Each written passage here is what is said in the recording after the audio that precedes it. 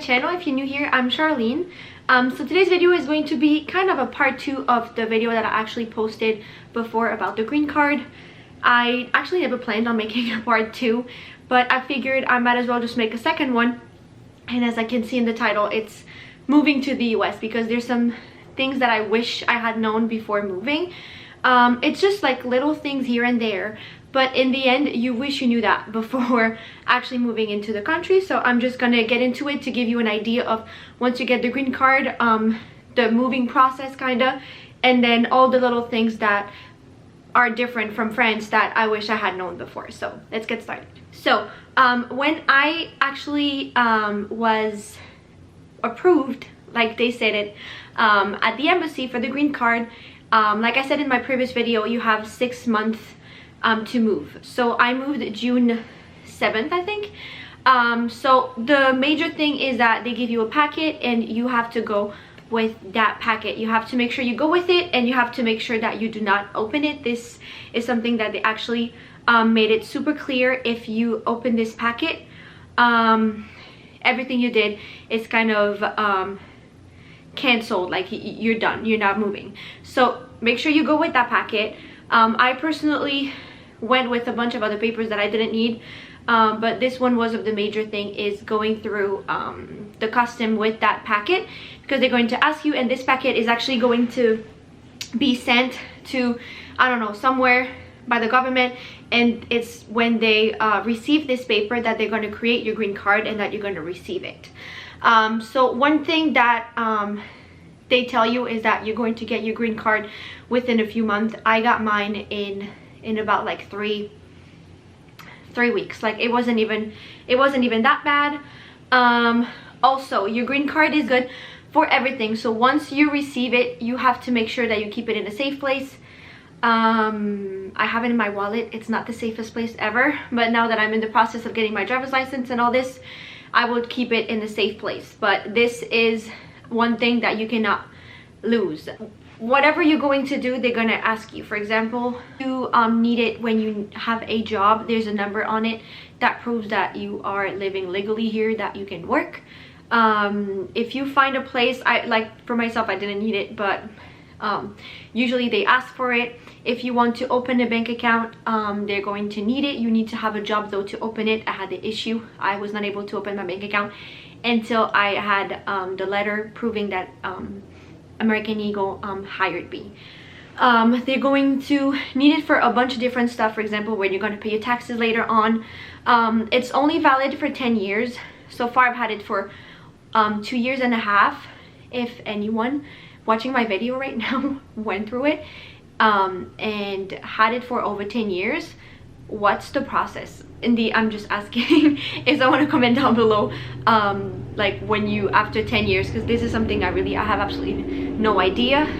Do they send you automatically a new one? I'm so sorry, there's a plane, of course, right now.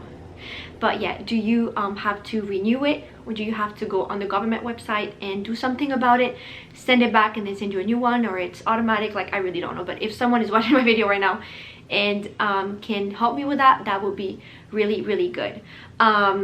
Besides that, right now, if you have your ID, usually once you have an ID, that's actually better, because they're just going to use your ID.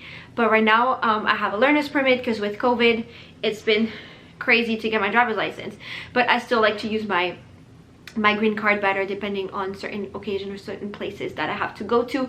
I think it's just better if I just use my green card. The only thing is that I got married in the meantime, and it doesn't have the same name, but it's not even a big deal. But yes, make sure everything you have to do that has important paperwork. If you have to go to like a certain office or anything for like social security or anything, just make sure you bring your green card with you, because usually they ask for a valid form of ID, and I feel like the green card is just so much easier for me. So now, getting a place. I actually moved to New York, which was a little crazy, but I moved to New York because, like I said, I was a nanny before, and I was gonna go to the family that I used to work for a few weeks until I actually got a job and a place. But something that I did not know is that in the US they have what they call a credit score. And this is something that I kind of knew before, but I didn't really pay attention. I got really lucky in my moving process because I did not need a credit score. But basically what it is that you have to have a credit card, and based on how you're able to pay off your debt on your credit card, they are giving you like a number on like how good you are at paying off your credit card pretty much. And when you want to get an apartment, when you want to get a place or anything, usually they tell you like you need a credit score between these and these numbers. And this is something that like 90% of the places are going to ask, because that's going to prove the landlord that you are able to pay your rent pretty much. The only thing is that when you just move and you don't have a credit card, it's really hard to actually get a credit score. Even right now, I've been in the US for 2 years. I've had my credit card for almost a year and a half. And even now, to get the car, for example, we had to use my husband's credit score, because my husband has had a credit card for longer. So his kind of like, how to say this, his score is not even better than mine, but because he had a credit card for longer, it's kind of more secure and more safe to go with his number, because they know that he had credit in the past and that he was able to pay them off. But since I never had a credit before, I was not able to like put on the car, or even when we got the dog, we wanted at first to because you can pay off a certain amount every month, but we had to just pay cash for the dog because we couldn't use any of our credit scores. So that's something that that you need to be aware of, is that most of the places that you're going to go to are going to ask you for a credit score. But in order to do that, you need to have a credit card, and in order to do that, you need to also make sure that you are approved for a credit card, and then that you have like a credit card for a long enough period of time so they can trust you. Because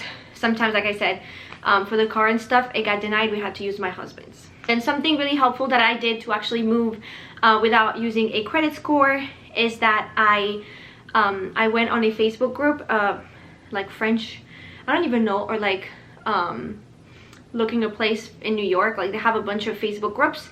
I looked for one, and then there's a French lady that I've actually posted on that group that I was looking for a place, and there's this French girl that replied to me telling me like, oh, there's this person that has room usually between this price and this price. And then that was the easiest process ever. I'm so thankful this girl replied and responded to my post on Facebook, because literally I contacted that person, that landlord. She has she has a few buildings in Queens, but she had 2 buildings next to each other. She had a room available. She showed it to me, and literally 2 days later I got the place. I didn't need a credit score. I just had to give her a deposit, and that's it. So you can find some place like this, but most of the time they're going to ask you for a credit score. So if you guys go in New York and you need a room, because I had a room, I did not have a place, it was just a room with roommates, but if you guys need a room, you can let me know, and I'll give you that that landlord number, because she was amazing. The room is pretty decent size and decent price for New York. So if you guys are going to New York, or just like you want to find a place for a few months, I know she gets a lot of people from different countries. Most of the people that are there are not living in the US. They're just there for like internship, or like, you know, stuff like this. But the room was really decent and all this. So if you guys want her contact, I'll be so happy to give it to you. But that's something that I got lucky with. Also, a second thing that I wish I had known is that compared to France, it's actually super easy to find a job in the US, especially New York. I'm just going to talk from my experience. Maybe it's because I'm French and I speak French, so that adds value to my person, if I can say like this. But I found a job really fast. I moved to the US. It was like on a Thursday. On the Friday, I had resumes printed out. I was in New York, so I went to Times Square, dropped off my resume at American Eagle, and literally the next day they called me back and I was going for an interview. In like 1 week I was hired and I started working. So that was something that's actually amazing. In France, that would absolutely never happen. I know that in France we like struggle to get a job. That's why I was kind of worried when I got here, because I was a nanny, so I knew what I was doing. but just moving back and having to find a job in a place in a really short amount of time, that was the craziest and the scariest thing I've done in my entire life, I have to be honest. It all worked out perfectly. I found a job, but I was really nervous. But like I said, super easy. The fact that I spoke French, and to be that store, American Eagle Outfitters, everyone knows them, and to be in the middle of Manhattan in Times Square, I was able to help a lot of French people buy jeans or buy whatever. But that's something that I'm really grateful, because the fact that I spoke French, that helped me find a job. Also, something else that I wish I knew before is that in France you get paid monthly, and in the US you get paid bi-weekly, or you get paid weekly, which is a little different because you have to manage your money different. So just be aware. I feel like I like being paid weekly because it kind of goes by fast, but at the same time I feel like you don't see the entire amount of money that you're getting at once, because you just get it like divided in 4. So it's a good thing, but at the same time, if you have like a big expense to do at the beginning of the month, then you just don't get paid enough, if that makes sense. So it's something to really keep in mind, and try to rearrange your budget towards it, because that can be something that can make it hard to manage all of the finances and all of the bills and all of that. So I just wanted to make sure I told you guys about this. Also, other thing that I wanted to mention, I kind of forgot to say that before, but going back to going through the customs for with your green card documents, I was really freaking myself out for all of this, and in the end it wasn't even such a bad process, even getting the green card on its own, like going through the embassy and all this. I just wanted to tell you guys that it seems scary. It was scary. Now that I go back and think about everything I did, it wasn't even that bad. You just have to make sure that you have a list of things you have to do, and that you do step by step and one thing at a time. It works for getting the green card, or even just moving to the US in general. The whole thing is just do one step at a time, and don't overthink of the next step. That was my main issue. That was that was the best year of my life at the same time, but like the scariest. And I know that I'm a person that gets really stressed out and really nervous, and at some point I was just like freaking out. I was like, I won't be able to do this, because there were so many things to think about. Because once you think of, oh, you're getting the green card, now I have to move, but then you realize that you have to move across, from France, you have to move across the ocean and figure things out. So I'm so grateful I had my family helping me, and that I had the family that I used to work for as a nanny, that I still love them so much, and I still I'm still in contact with them, that they actually helped me a lot.